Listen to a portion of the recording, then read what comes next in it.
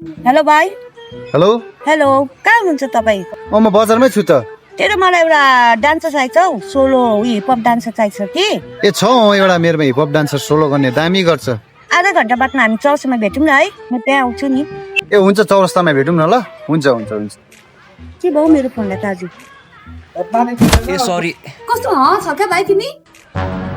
यी तपाईँ चाहिँ कसलाई भनेको लुगा लगाइ हेर्दा त भाइको चाल ढाल हेर्दा भाइ त ओभर ट्रिपमा छ जस्तो छ त। के रे दि बेगी लुगा लाउँदा ट्रिपमा हुन्छ मान्छे यो त बोल्नु सिक्नु ल दि तपाईँ ठुलो भन्ने मात्रै रेस्पेक्ट गरेको नि मैले चाहिँ फेरि के हो अन्त ट्रिपमा छ जस्तो लाग्यो त छ भनेको।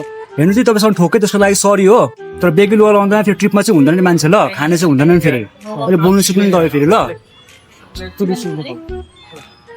साला एडिट झुन्डेको लुगा लाउँछ अझ मलाई चाल देखाउँछ। केही समयपछि हेलो भाइ। ए हेलो। तपाईँ नै होला है अघि म चाहिँ फोनमा बात मार्नु भएको? ए मै हो त तपाईँसँग अघि फोनमा बात मार्ने। तपाईँले अघि हिपहप डान्सर छ भनेर थियो नि, खै कहाँ छ? कहाँ ल्याउनु भयो? ए उहाँ हुँ केटाहरू यहाँ छ नि।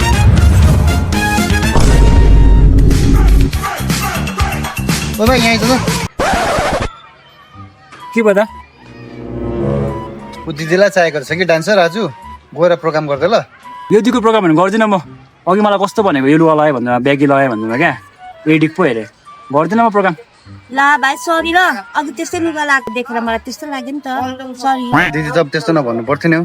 केटाहरूले ब्यागी लुगा लगायो भन्दामै ड्रग एडिक्ट त हुँदैन नि त हौ। त्यही त सरी ल भाइ। एक्चुअली भाइ म पनि बलिउड डान्सरै हो, गल्ती भइहाल्यो मबाट। ए म त तपाईँको लुगा लगाएको देखेर त सर्कसको घोडावाली जस्तो देखेँ नि त तपाईँलाई। गजब बेइज्जती बडा हरामी हो बेटा। भाइ त प्रोग्राम गर्छ गर्दैछ भन्दै दिदी त पहिला। बरु स्ट्रिटमा नाच्छु कि तर यो आमीको प्रोग्राम चाहिँ गर्दिनँ म।